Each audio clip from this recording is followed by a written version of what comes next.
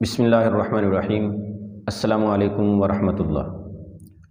محترم دوستو، آپ اس وقت القاسم اکیڈمی چینل دیکھ رہے ہیں، جس میں آپ خوابوں کی تعبیر اور شرعی مسائل سے متعلق ویڈیوز دیکھ سکتے ہیں۔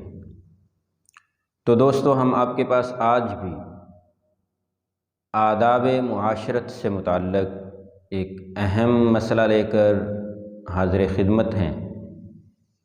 تو چلتے ہیں اپنے مسئلہ کی طرف۔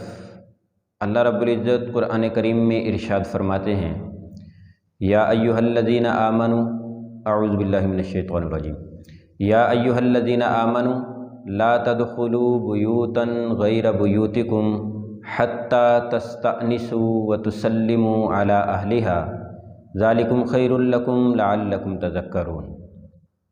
اے ایمان والو، لا تدخلوا بیوتا غیر بیوتکم، کسی گھر میں داخل نہ ہو غیر بیوتکم، سوائے اپنے گھروں کے، حتیٰ تستأنسوا، حتیٰ کہ اپنی پہچان کروا دو ان کو، وتسلموا علی اہلہا، اور وہاں رہنے والوں پر سلام کرو، ذالکم خیر لکم، یہ تمہارے لیے بہتر ہے، لعلکم تذکرون، تاکہ تم نصیحت حاصل کرو۔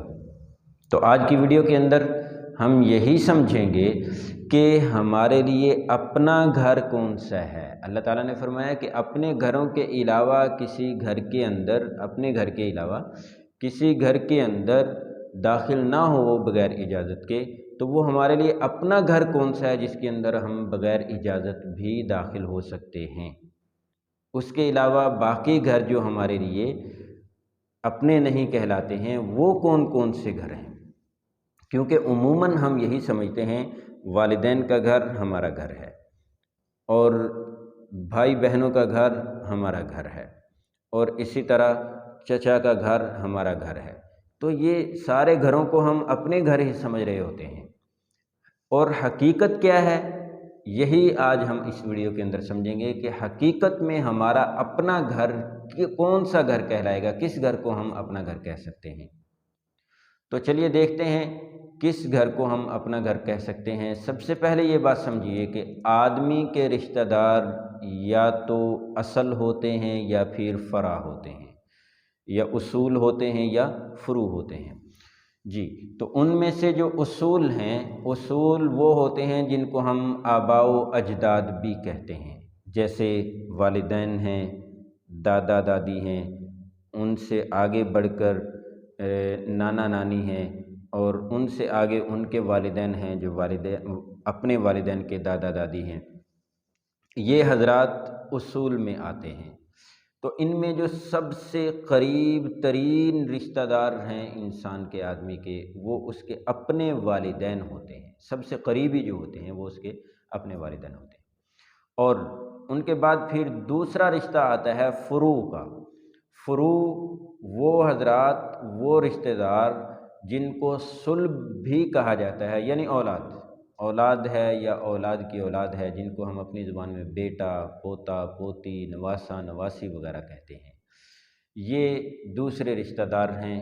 ان میں جو سب سے قریبی رشتہ دار ہیں وہ ہوتے ہیں اپنا بیٹا اور بیٹی۔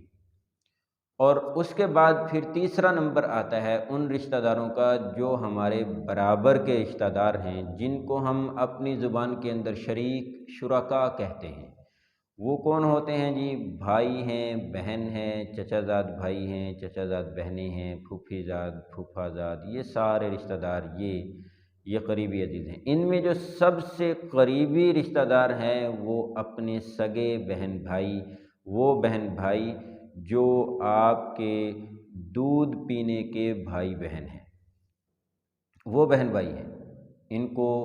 ان کے اندر رضائی بہن بھائی بھی شامل ہو جاتے ہیں، اور وہ بہن بھائی جو صلبی بہن بھائی ہیں آپ کے، یعنی آپ کے سگے والدین کی جو اولاد ہیں، وہ بھی ان کے اندر شامل ہو جاتے ہیں۔ اور چوتھا رشتہ سسرالی رشتہ داروں کا ہے، اور ان میں سب سے قریب رشتہ دار بیوی ہوتی ہے۔ اب ہم ان کے احکام دیکھ لیتے ہیں۔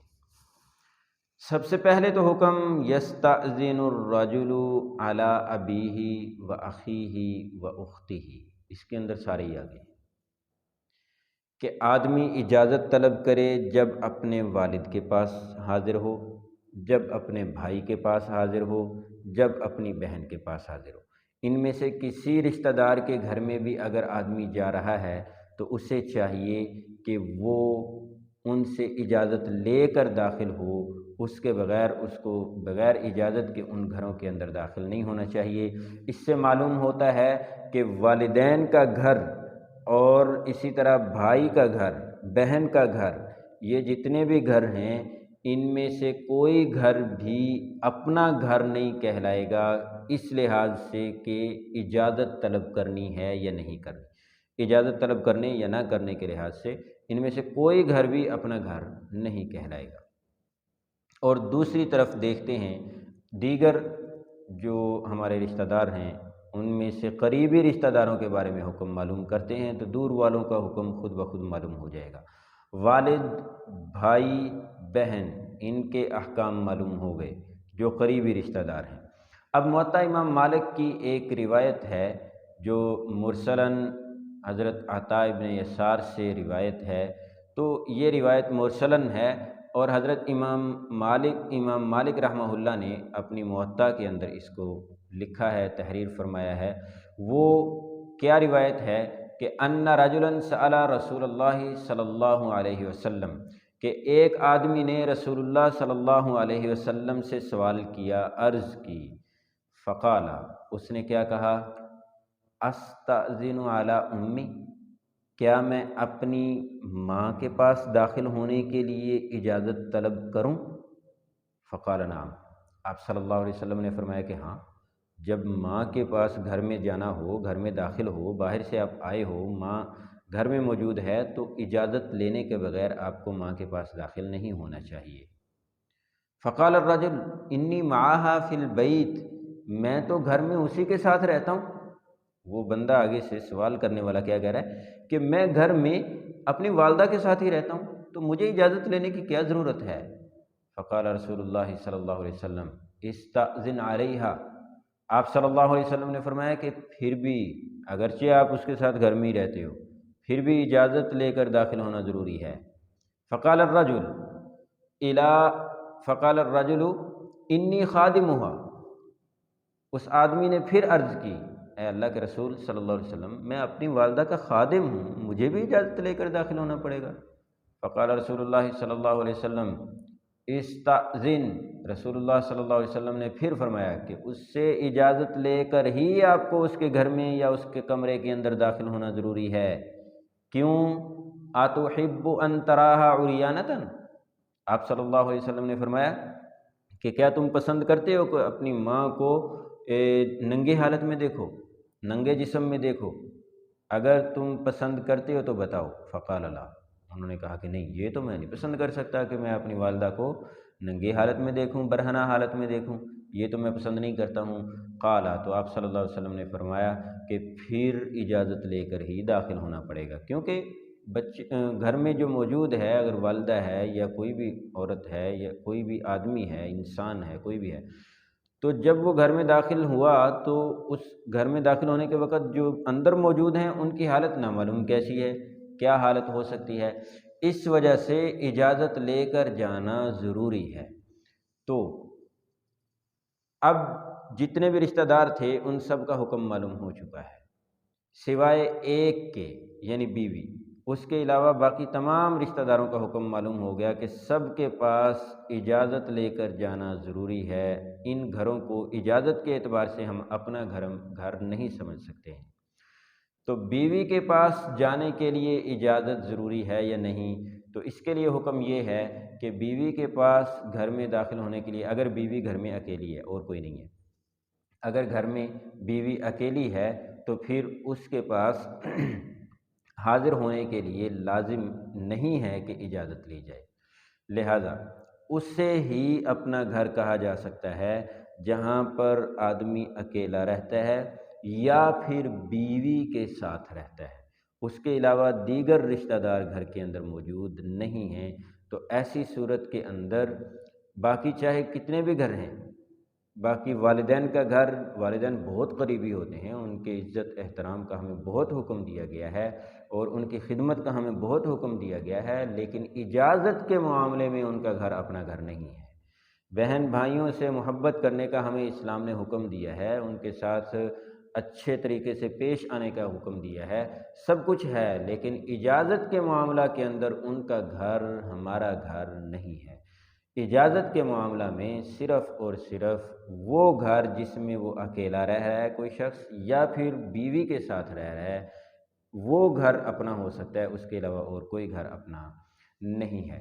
سارے کے سارے گھر غیر بیوتکم کے اندر داخل ہیں، سوائے اپنے اس گھر کے جس کے اندر بیوی رہ رہی ہے۔ لیکن اگر بیوی کے ساتھ گھر کے اندر کوئی اور بھی ہے، بہن ہے، بھائی ہے، والدین میں سے کوئی ہے، یا پھر کوئی مہمان آیا ہوا ہے، تو پھر وہ عارضی طور پر وہ گھر بھی جس کے اندر اپنی بیوی رہتی ہے یا یہ خود اکیلا رہتا ہے، تو وہ گھر بھی عارضی طور پر غیر بیوتکم کے اندر داخل ہو گیا ہے۔ اب یہاں بھی داخل ہونے کے لیے جب تک یہ افراد گھر میں موجود ہیں، تب تک گھر میں داخل ہونے کے لیے اجازت طلب کرنا لازم ہوگا۔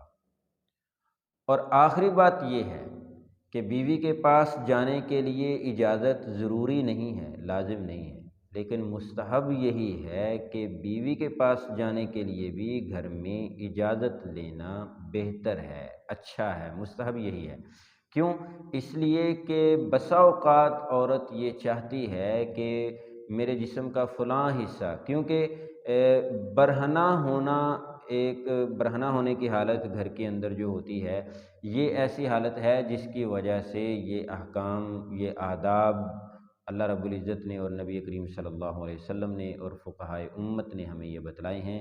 اس کی ایک اہم ترین وجہ یہی ہے کہ گھر کے اندر کوئی برہنہ ہو سکتا ہے جس کی وجہ سے اس کو پریشانی ہوگی اگر آپ بغیر اجازت داخل ہوتے ہیں۔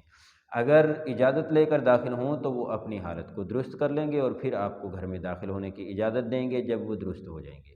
اور اسی وجہ سے اگر بیوی کے پاس جا رہی ہیں تو بسا اوقات بیوی بھی یہ چاہتی ہے کہ میرے جسم کا کوئی ایسا حصہ نہ کھلا ہو جس کو میں اپنے شوہر کے سامنے نہیں کھولنا چاہتی ہوں، تو ایسی صورت کے اندر بیوی سے بھی اجازت لے لینا مستحب ہے۔ اگر چلو آواز نہیں دی جا رہی، اجازت نہیں لے رہے ہیں، تو کم از کم اتنا کر لینا چاہیے کہ پاؤں سے ہی آواز پیدا کر کے اس کو اطلاع دے دی جائے۔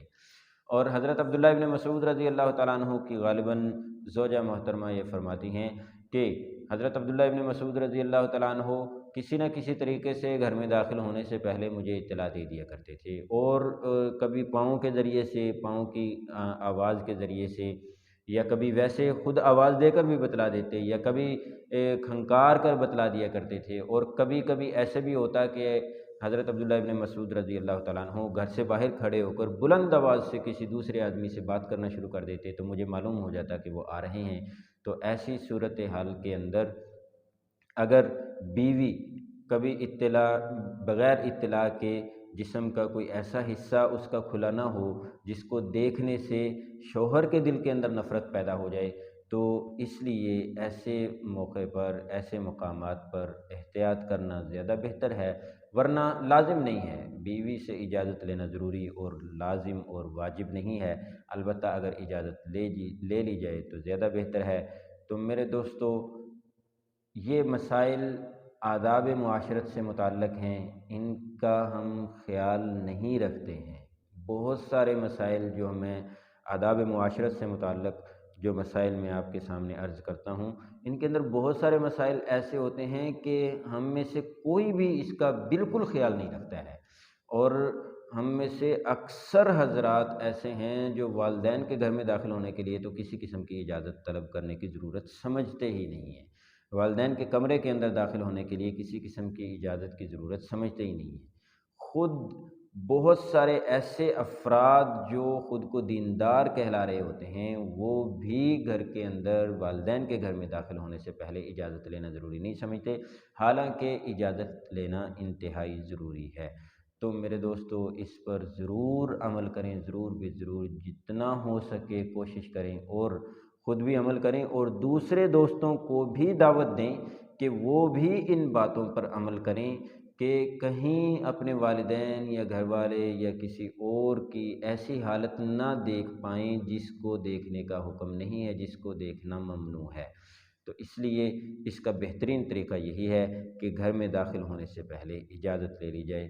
تو میرے دوستو، انشاءاللہ العزیز اگلی ویڈیو کے اندر ایک اور مسئلہ لے کر حاضر ہوں گے، تب تک کے لیے اجازت، السلام علیکم۔